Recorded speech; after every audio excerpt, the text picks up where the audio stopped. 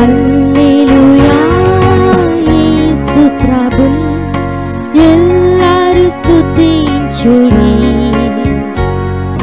వల్లభుని చర్యలను తిలకించి స్తుతించుడి.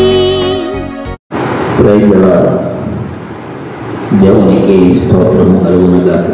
చేరువచ్చిన ప్రియులు అందరికీ కూడా, వాక్యం అంటే ఆసక్తి కలిగిన వారందరికీ కూడా ప్రభువైన యేసుక్రీస్తు వారి ప్రశస్తమైన నామములో వందనాలు తెలియజేస్తున్నాం. దైవ గ్రంథం శ్రేష్టమైనది. పరిశుద్ధ గ్రంథంలో ఉన్న మాటలు దైనందిన జీవితంలో మానవ జాతికి ఉపయుక్తమైనవి. ఆ గ్రంథం నుండి సామెతల గ్రంథం 10వ అధ్యాయము మరొక మాట 10వ వచనాన్ని మనం చూద్దాం. కొనసాగిగా చేయువాడు వ్యాధ పుట్టించును,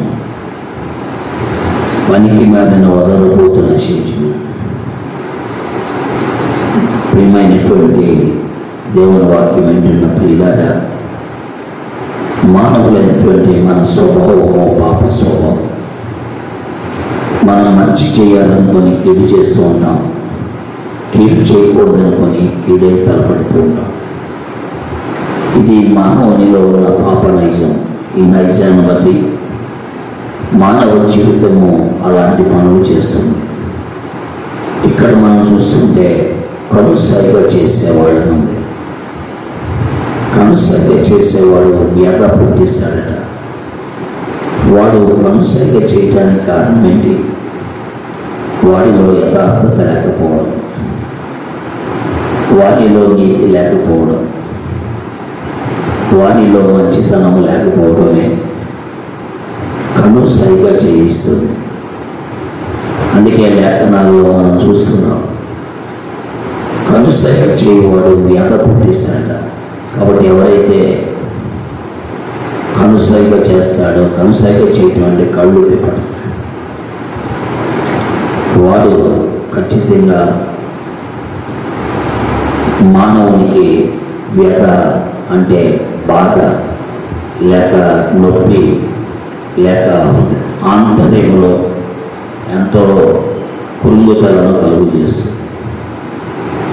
దైవవాక్యం ఎంతో స్పష్టంగా చెప్పిందో చూడండి. మీరే ఉన్నారు, ఫర్ ఎగ్జాంపుల్, మీకు ఒక మంచి విషయాన్ని తెలియజేయాలని అనుకుంటున్న సమయంలో అది తెలియజేయకుండా ఉండటానికి ఎవరైనా కన్సైగ చేశారనుకోండి, ఆ వ్యక్తి మీకు మంచి విషయాన్ని చెప్పడం, అప్పుడు మీరు ఎంతో బాధపడతారు.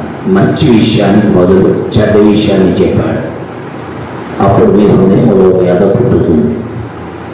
కాబట్టి ఎప్పుడు కూడా అలాంటి పనులు చేయకూడదు. ప్రాముఖ్యంగా యేసుక్రీస్తును నమ్ముకున్న వారు, ప్రభువైన యేసుక్రీస్తును అంగీకరించిన వారు, క్రీస్తే దేవుడుగా నమ్మిన వారు, క్రీస్తే రక్షకుడుగా నమ్మిన వారు, క్రీస్తు తప్ప వేరొక దేవుడు లేడని చెప్పేవారు అలాంటి పనులు చేయకూడదు. అందుకే లేఖనాల్లో మనం చూస్తున్నాం, సామెతల 10:10లో కనుసైగ చేయవాడు ఎదుటి వ్యక్తికి బాధ పుట్టిస్తాడు, నొప్పి కలుగు చేస్తాడు, వాడు ఎంతో కీడు చేసేవాడు. అందుకే వాక్యంలో కూడా చూస్తాం. అంతేకాదు దైవ గ్రంథంలో మరొక మాట మనం చదివాం, పనికి మారిన వదలబోతు నశించును.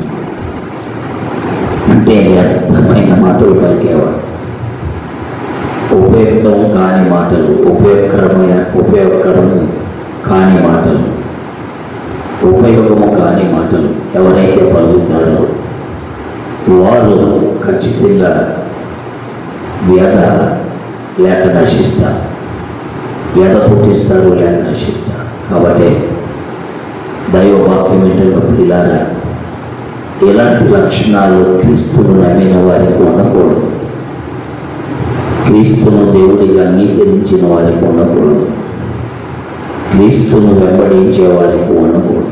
కాబట్టి దేవుని వాక్యంలో కీర్తన 119 చెట్లు భక్తులు అంటాడు, మన యొక్క ప్రవర్తన దేని చేత శుద్ధిపరచబడుతుంది? నీ వాక్యమును బట్టి జాగ్రత్తగా చూసుకున్న చేతనే కదా అన్నాడు. కాబట్టి ఒకరి ప్రవర్తన చక్కగా ఉండాలంటే వాక్యమే. అందుకే దైవ వాక్కు మానవ జీవితానికి మేలు చేశారు. బైబిల్ లేని వారు చదవటానికి ప్రయత్నించండి. బైబిల్ తీసుకోండి, చదవండి. అది దేవుని మాట, మానవుడితో దేవుడు మాట్లాడే మాట. తద్వారా మన ప్రవర్తన బాగుపడుతుంది. దేవుడి మాటలు దీవించి ఆశీర్వదించుగాక.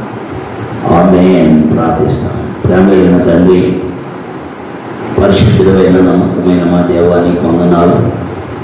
నీ లేఖనాల కొరకే మీకు వందనాలు చెల్లిస్తున్నాం. చేరొచ్చిన ప్రియులను బట్టి మీకు వందనాలు. పేరు పెరవలసింది దీవించి ఆశీర్వదించండి. నీ మేలుతో వారిని నింపండి. నీ నామగాన్ని కొరకు సిద్ధపరచండి. దేవా, మా జీవితాల్లో ఈ లక్షణము, కనుసైగ చేసే లక్షణము, వదలబోతూ అనబడే లక్షణం ఉండకుండా మా జీవితాలను భద్రపరచండి, సహాయం చేయండి. యేసు దివ్య నామములో ప్రార్థిస్తున్నాను తండ్రి. ఆమేన్. Praise Lord. దేవుడు మిమ్మల్ని దీవించి ఆశీర్వదించుగాక. దేవుని స్తుతించుడి, హృదయమును వెలిగించిన యేసుని స్తుతించుడి.